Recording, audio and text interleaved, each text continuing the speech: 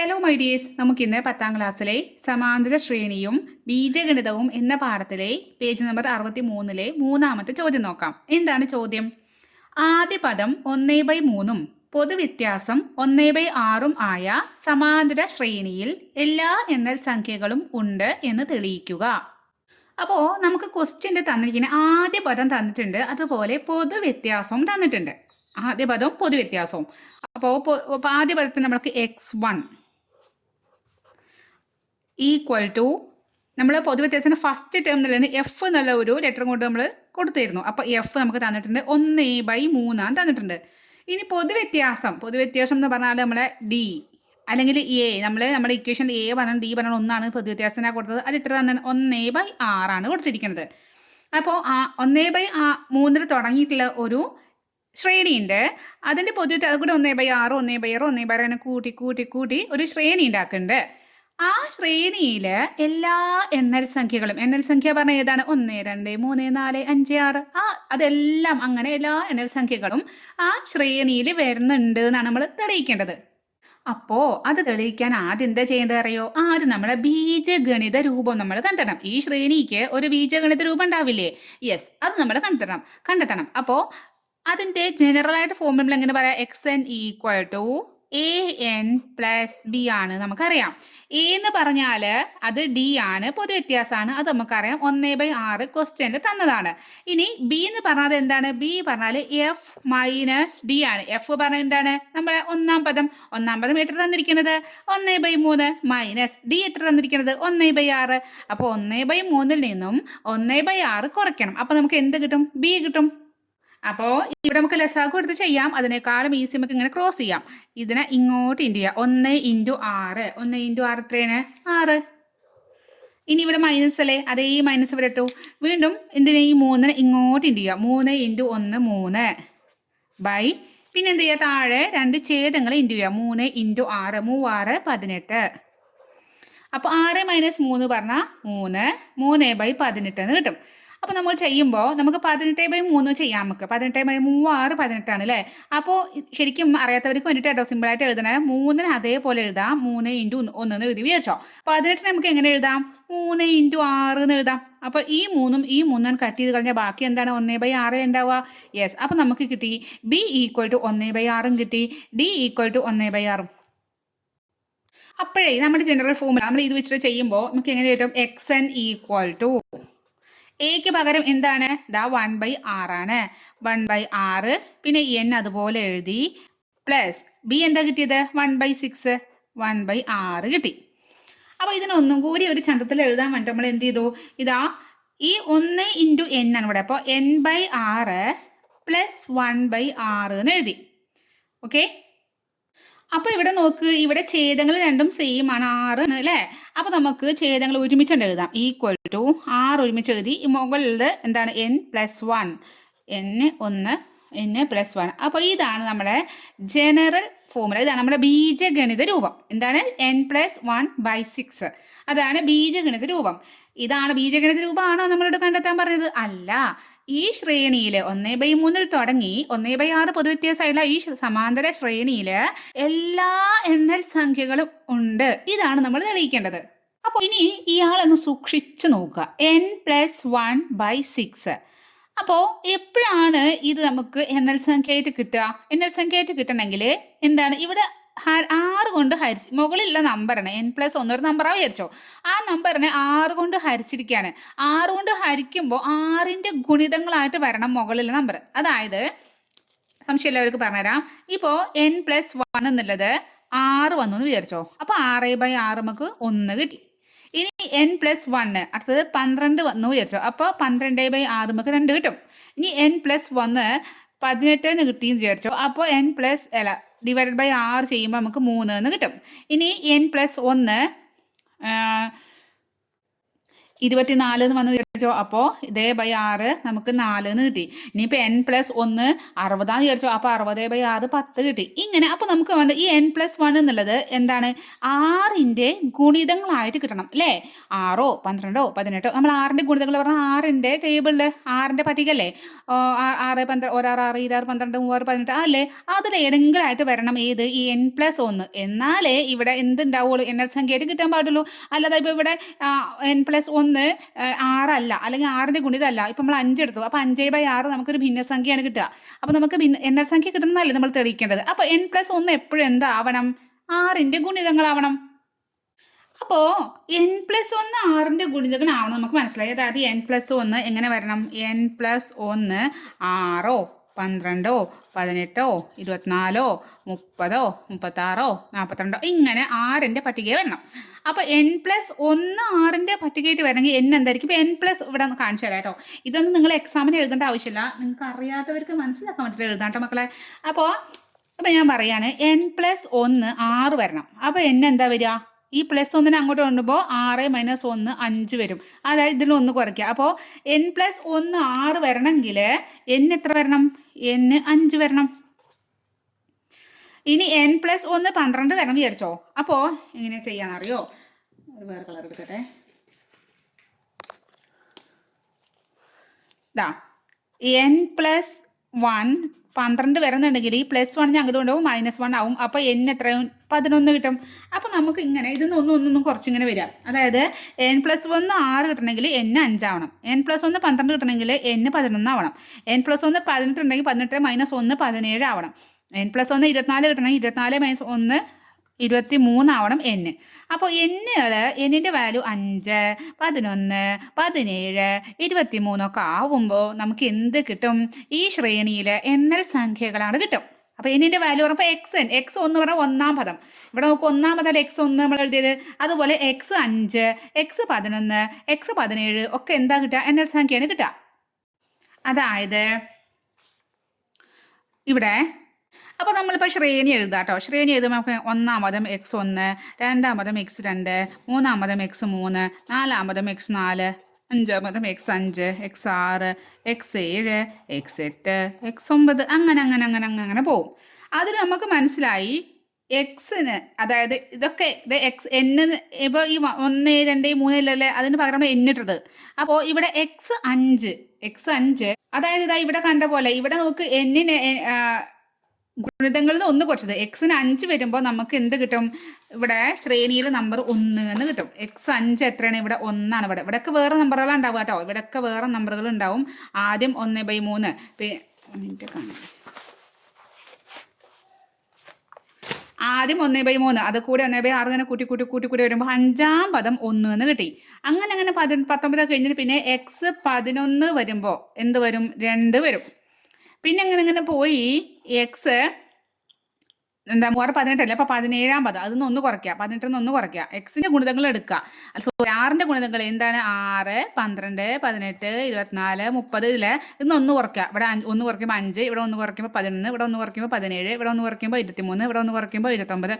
അപ്പോൾ 5-ാം പദം 1, 11-ാം പദം 2, 17-ാം പദം 3 കിട്ടും, 23-ാം പദം 4 കിട്ടും, 29-ാം പദം 5 കിട്ടും. അങ്ങനെ എല്ലാ 1 2 3 4 5 6 7 ഒക്കെ എണ്ണൽ സംഖ്യയുടെ എല്ലാ എണ്ണൽ സംഖ്യകളും ഈ ശ്രേണിയിൽ ഉണ്ടാവും. മനസ്സിലായോ? മനസ്സിലാക്കാൻ വേണ്ടിയിട്ടാണ് ഇത്രയ്ക്കും പറയണത്. അപ്പോൾ ഡൗട്ട് വരാൻ പാടില്ല പലർക്കും. കാരണം ഇത് എണ്ണസംഖ്യകൾ മാത്രമല്ല, എണ്ണൽ സംഖ്യകളല്ലാത്ത ഭിന്നസംഖ്യകളും ഒക്കെ ഇതിൽ വരുന്നുണ്ട്. അപ്പോൾ ഇവിടെ എണ്ണൽ സംഖ്യകൾ മാത്രം വരിക എന്നല്ല നിങ്ങൾ തെളിയിക്കാൻ പറഞ്ഞിരിക്കുന്നത്. ഇവിടെ എന്താ പറഞ്ഞിരിക്കുന്നത്, എല്ലാ എണ്ണൽ സംഖ്യകളും ഉണ്ട് എന്നാണ് തെളിയിക്കേണ്ടത്. അല്ലാതെ എണ്ണൽ സംഖ്യകൾ മാത്രമേ ഉള്ളൂ എന്നല്ല തെളിയിക്കാൻ പറഞ്ഞിരിക്കുന്നത്. എണ്ണൽ സംഖ്യകളും എല്ലാം 1 2 3 എല്ലാം അതിലുണ്ട്. നമുക്ക് മനസ്സിലായി എല്ലാം ഉണ്ടെന്ന് അല്ലേ. അപ്പോൾ നമുക്ക് കിട്ടി തന്നിട്ടുള്ള സമാന്തര ശ്രേണിയിൽ എല്ലാ എണ്ണൽ സംഖ്യകളും ഉണ്ട്. തെളിയിക്കാൻ വേണ്ടി നമുക്ക് പറയാം 5-ാം പദം 1, 11-ാം പദം 2, 17-ാം പദം 3, 23-ാം പദം 4. ഇനി അങ്ങനെ നമുക്ക് എല്ലാ 1 2 3 4 അത്ര കാണിച്ചാൽ മതി. അപ്പോൾ തന്നെ നിങ്ങൾക്ക് മനസ്സിലായി, നിങ്ങളെ സാറിന് മനസ്സിലാവും. അപ്പോൾ ഇത് 5 11 17 23 എങ്ങനെ കിട്ടിയെന്ന് അറിയാലോ. 6ൻ്റെ ഗുണിതത്തിൽ നിന്ന് ഓരോന്ന് കുറയ്ക്കുക. 6-ന്ന് 1 കുറയ്ക്കുമ്പോൾ 5, 12-ന്ന് 1 കുറയ്ക്കുമ്പോൾ 11 അങ്ങനെ. അപ്പോൾ ഇനി അടുത്ത ക്വസ്റ്റ്യൻ നോക്കാം. 4-ാമത്തെ ചോദ്യമാണ്. ആദ്യ പദം 1/3 പൊതുവ്യത്യാസം 2/3 ആയ സമാന്തര ശ്രേണിയിൽ എല്ലാ ഒറ്റ സംഖ്യകളും ഉണ്ട് എന്നും ഒരു ഇരട്ട സംഖ്യയും ഇല്ല എന്നും തെളിയിക്കുക. ഈ ക്വസ്റ്റ്യൻ ഉണ്ടോ, മൂന്നാമത്തെ ക്വസ്റ്റ്യൻ്റെ ഒരു ബന്ധുവായിട്ടാണ് നാലാമത്തെ ക്വസ്റ്റ്യൻ വരുന്നത്. എന്താണ് ഇവിടെയും ആദ്യ പദം എന്താണ് 1/3 ആണ്. പൊതുവ്യത്യാസം ഇവിടെ 2/3 തന്നിരിക്കുന്നത്. അപ്പോൾ ആദ്യ പദം എന്ന് പറഞ്ഞാൽ നമുക്കറിയാം x1 അല്ലെങ്കിൽ എഫ് എന്ന് പറയും. ഫസ്റ്റ് ടേം നമുക്ക് തന്നിട്ടുണ്ട് 1/3 തന്നിട്ടുണ്ട്. ഇനി നമുക്ക് തന്നിരിക്കുന്നത് പൊതുവ്യത്യാസം അല്ലെങ്കിൽ നമുക്കൊരു എ പറയാം, എയോ ഡിയോ എന്തോ ആയിക്കോട്ടെ, അത് എത്ര തന്നിക്കുന്നത് 2/3 തന്നിക്കുന്നത്. അപ്പോൾ ഇങ്ങനെ തന്നാൽ ആദ്യം നമ്മൾ എന്താ ചെയ്യേണ്ടത്, നമുക്ക് ആ ശ്രേണിയുടെ ബീജഗണിത രൂപമാണ് കണ്ടെത്താം. എന്നിട്ട് നമുക്ക് നോക്കാം അവിടെ ഇരട്ടസംഖ്യയാണോ ഒറ്റസംഖ്യയാണോ ആരാ വരുന്നത് നമുക്ക് നോക്കാം. അപ്പോൾ ബീജഗണിത രൂപം എഴുതാൻ ആദ്യം നമുക്ക് എന്ത് ചെയ്യണം, നമുക്ക് അതിൻ്റെ ജനറൽ ഫോമിൽ എഴുതാം. എങ്ങനെ എഴുതാം, xn = an + b. ഇതാണ് നമ്മുടെ താരം. അതിൽ എ നമുക്കറിയാം, ഇനി ബി കണ്ടുപിടുത്തണം. ബി എന്ന് പറഞ്ഞാൽ എഫ് - ഡി ആണ്. എഫ് എന്ന് പറഞ്ഞാൽ നമുക്കറിയാം 1/3 ആണ്. 1/3 മൈനസ് ഡി എന്ന് പറഞ്ഞാൽ 2/3 ആണ്. 1/3 നിന്നും 2/3 എന്ത് ചെയ്യണം, അവിടെ കുറയ്ക്കണം. ഇവിടെ നമുക്ക് എന്ത് ചെയ്യണ്ട, ഇവിടെ നമുക്ക് ക്രോസ് ആയിട്ട് ഇങ്ങനെ ചെയ്യേണ്ട ആവശ്യമില്ല. കാരണം ഇവിടെ ഛേദങ്ങൾ സെയിം ആണ്, 3 3 അല്ലേ. അപ്പോൾ ആൻസറിലെ ഛേദവും 3 ആയിരിക്കും. പിന്നെ മുകളിൽ എന്താ, ഈ 1 നിന്നും 1 - 2 ചെയ്യാം. അപ്പോൾ നമുക്ക് അംശം കിട്ടും. 1 നിന്ന് 2 കുറയ്ക്കുക. എങ്ങനെയാണ്, വലുതിൽ നിന്നും ചെറുത് കുറച്ച് വലുതിൻ്റെ ചിഹ്നം ചേർക്കണം. വലുത് 2 ആണ്. 2 നിന്നും 1 കുറയ്ക്കുമ്പോൾ 1 വരും. 2ൻ്റെ ചിഹ്നം എന്താണ്, മൈനസ് അല്ലേ. അപ്പോൾ മൈനസ് ഇട്ട് കൊടുത്തു. അപ്പോൾ -1/3 എന്ന് കിട്ടി. നമുക്ക് എന്ത് കിട്ടി, നമുക്ക് ബി കിട്ടി. പിന്നെ ഡി നമുക്കറിയാം 2/3 ആണ്. അപ്പോൾ നമുക്ക് നമ്മുടെ ഇക്വേഷനിൽ ഇട്ട് കൊടുക്കുകയാണ്. xn = എക്ക് പകരം 2/3n പ്ലസ് ബി എത്ര കിട്ടിയത്, -1/3 ഇങ്ങനെ ചെയ്തു. അപ്പോൾ ഇത് നമുക്ക് ഏതാ, 2നെ എന്നിനെ ഒരുമിച്ച് എഴുതാം. 2n/3. ഈ പ്ലസും മൈനസും എപ്പോൾ ഒരുമിച്ച് വന്നോ അത് എന്താവും, മൈനസ് ആവും. 2n/3 -1/3 എന്ന് കിട്ടി. ഇനി നമുക്ക് ഇവിടെ 2 ഛേദങ്ങളും സെയിം ആണ് അല്ലേ. അപ്പോൾ നമുക്ക് ഛേദങ്ങൾ ഒന്നിച്ചിട്ടൊക്കെ എഴുതാം. 2n - 1 ആണ് നമ്മുടെ മുകളിൽ വരിക. അപ്പോൾ നമുക്കിതിൻ്റെ ബീജഗണിത രൂപം കിട്ടി. എന്താണ് കിട്ടിയിരിക്കുന്നത്, 2n - 1/3. ഇനിയാണ് നമ്മുടെ ക്വസ്റ്റ്യനിലേക്ക് പോണത്. ഇതെന്താണ് നമുക്ക് പറഞ്ഞത്, ഈ സമാന്തര ശ്രേണിയിൽ എല്ലാ ഒറ്റസംഖ്യകൾ ഏതൊക്കെയാണ്, 1 3 5 7 9 11 എന്നുള്ള ഒറ്റസംഖ്യയല്ലേ. അതെല്ലാ സംഖ്യകളും ഇതിൽ വരുന്നുണ്ട്. പക്ഷെ ഒരൊറ്റ ഇരട്ടസംഖ്യ ഇതിൽ വരുന്നില്ല. ഇരട്ടസംഖ്യ ഏതാ, 2 4 6 8 10 എന്നുള്ളത് അത് ഇതിൽ വരുന്നില്ല.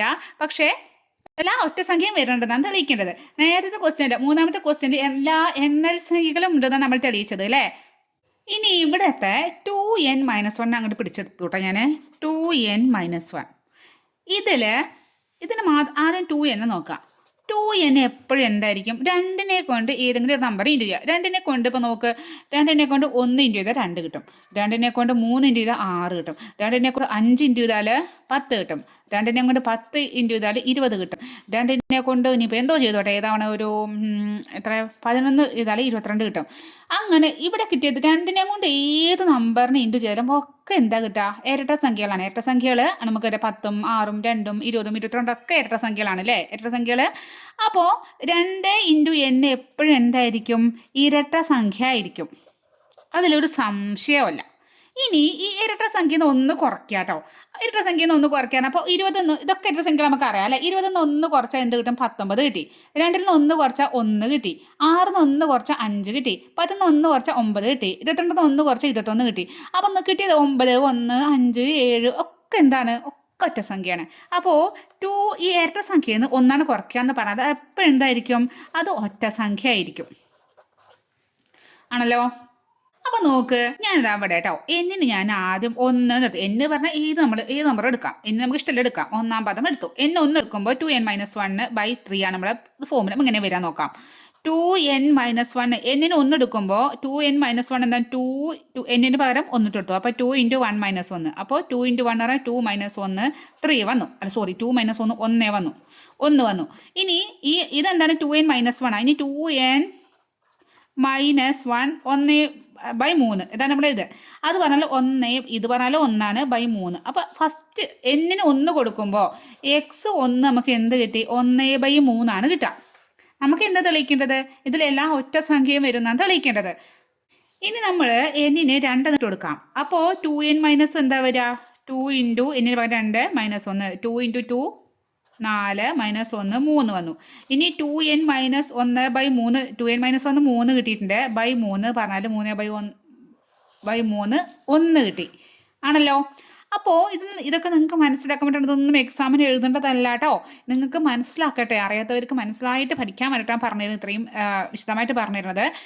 അപ്പോൾ 2n-1/3 ആണ്. അത് എപ്പോഴും അതായത് ബൈ 3 ആണ്. അപ്പോൾ 3ൻ്റെ ഗുണിതങ്ങൾ മോളാവണം. 2n-1 എന്നുള്ളത് എന്താണ്, 3ൻ്റെ ഗുണിതങ്ങൾ വരിക. അതായത് 3ൻ്റെ ഗുണിതങ്ങൾ എന്ന് പറഞ്ഞാൽ ഏതാണ്, നമുക്ക് പറയുകയാണെങ്കിൽ 3, 6, 9, 12, 15 ഇങ്ങനെ 3ൻ്റെ പട്ടികയിൽ വരുന്നതല്ലേ. ഇതിലൊക്കെ വന്നാൽ ഇത് 2n-1 ഇത് വന്നു, 2n-1 ഇത് വന്നു. അപ്പോൾ ബൈ 3 അതായത് 2n-1/3 എന്നുള്ളത് 3/3 1, 6/3 2, 9/3 3, 12/3 4 ഇങ്ങനെ നമുക്ക് എന്താണ് എണ്ണൽ സംഖ്യകൾ കിട്ടും.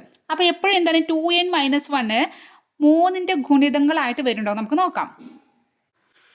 അപ്പോൾ നമുക്ക് എണ്ണൽ സംഖ്യകൾ കിട്ടണമെങ്കിൽ 2n-1 എന്ത് വേണം, 3ൻ്റെ ഗുണിതങ്ങൾ 3, 6, 9, 12, 15 ഇങ്ങനെ 18 അങ്ങനെ പോകും 3ൻ്റെ ഗുണിതങ്ങൾ. അപ്പോൾ ഇനി 2n-1 ഇതാണെങ്കിൽ 2n എന്താ ഉണ്ടാവുക, അതവിടെ കാണിച്ചു തരാം. നേരത്തെ പോലെ 2n-1 3 ആണെങ്കിൽ 2n = -1 അവിടേക്ക് പോവും. അപ്പോൾ 3 + 1 4 വരും. അപ്പോൾ ഓക്കെ 2n-1 3 ആണെങ്കിൽ 2n ഇവിടെ 4 വരും ഈ കേസിൽ. ഇനി അടുത്ത കേസിൽ നോക്കാം കേട്ടോ. അപ്പോൾ ഇവിടെ 2n-1 = 6 വരണം. അപ്പോൾ 2n = ഈ -1 അങ്ങോട്ട് കൊണ്ടുപോകും. അപ്പോൾ 6 + 1 7 ആവും. അപ്പോൾ ഇവിടെ 7 ആവും. ഇനി ഇങ്ങനെ നേരെ നോക്കാം കേട്ടോ. എപ്പോഴെങ്കിലും 2n 7 ആവുമോ, 7 ആവുമോ? 2n 2 × n പറഞ്ഞാൽ എപ്പോഴും ഇരട്ടയാവും, അത് ഒറ്റയാവില്ല. അപ്പോൾ 2 കൊണ്ട് ഏതോ ഒരു നമ്പറിന് ഇൻറ്റു ചെയ്യുമ്പോൾ n പറഞ്ഞാൽ നമ്മൾ പോയിന്റ് ഇട്ട നമ്പറിൽ നമ്മൾ 1 2 3 നമ്മൾ എണ്ണൽ സംഖ്യകളാണ് n പറഞ്ഞില്ലേ. അപ്പോൾ ഏതൊരു എണ്ണൽ സംഖ്യനെയും 2 കൊണ്ട് ഗുണിച്ചാൽ അവിടെ ഇരട്ട സംഖ്യ കിട്ടാൻ പറ്റുള്ളൂ. പക്ഷേ ഇവിടെ നോക്ക്, ഇവിടെ നമുക്ക് തന്നത് 2n 7 കിട്ടുന്നതാണ്. പൊട്ട തെറ്റല്ലേ, 2n 7 കിട്ടുമോ? No possible. ഒരിക്കലും നമുക്ക് എന്ത് കിട്ടില്ല, 2n ഒരിക്കലും 7 ആവില്ല. അടുത്ത കേസ് നോക്കാം.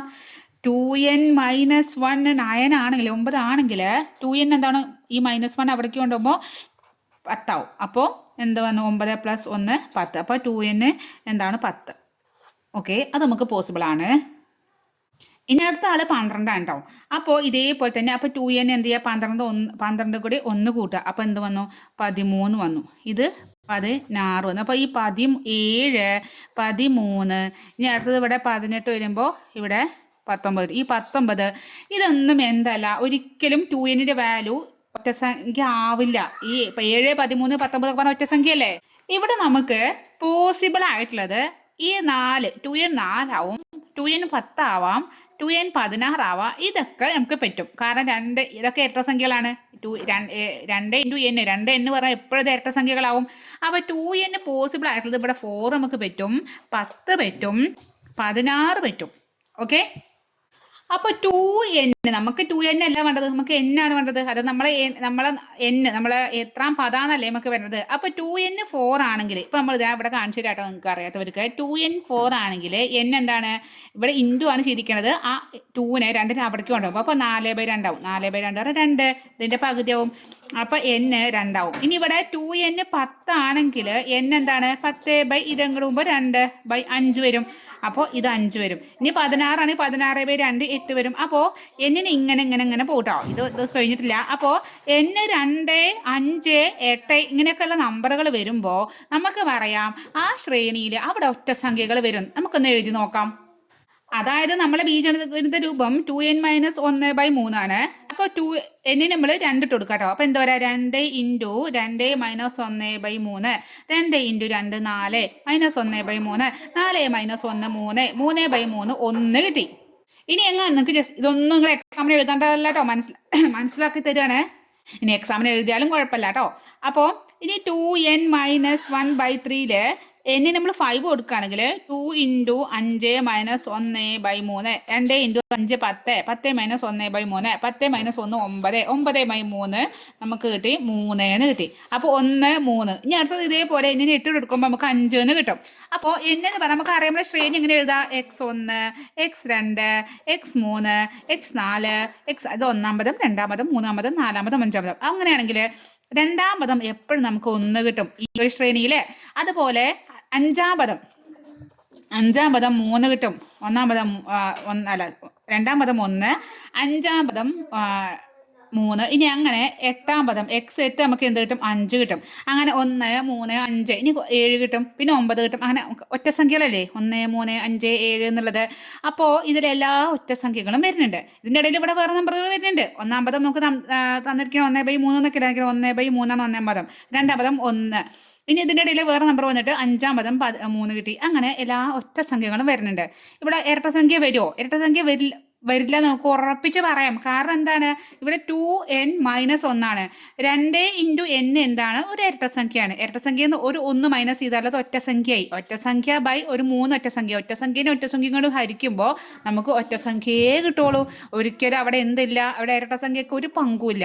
ഒരു ഒറ്റ സംഖ്യേനെ വേറൊരു ഒറ്റ സംഖ്യ കൊണ്ട് ഹരിക്കുമ്പോൾ നമുക്ക് എന്ത് കിട്ടി? അവിടെ ഒറ്റ സംഖ്യ കിട്ടി. അപ്പം നമുക്ക് ലാസ്റ്റ് എഴുതാം 2n ഇരട്ട സംഖ്യയാണ്. 2n - 1 ഒറ്റ സംഖ്യയും.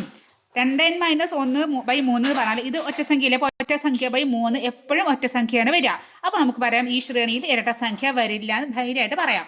അപ്പോൾ നന്നായി വിശദമായിട്ട് ഞാൻ പറഞ്ഞിട്ടുണ്ട്, നിങ്ങൾക്ക് മനസ്സിലായിട്ടെന്ന് വിചാരിക്കണോ? അപ്പോൾ അടുത്ത ക്വസ്റ്റ്യൻ ആയിട്ട് നമുക്ക് കാണാം. അപ്പോൾ സബ്സ്ക്രൈബ് ചെയ്യാതെ കാണുന്നവരൊന്ന് സബ്സ്ക്രൈബ് ചെയ്ത് സപ്പോർട്ട് ചെയ്യുക, ലൈക്ക് ചെയ്യുക, ഫ്രണ്ട്സിന് ഷെയർ ചെയ്യുക. Okay, by.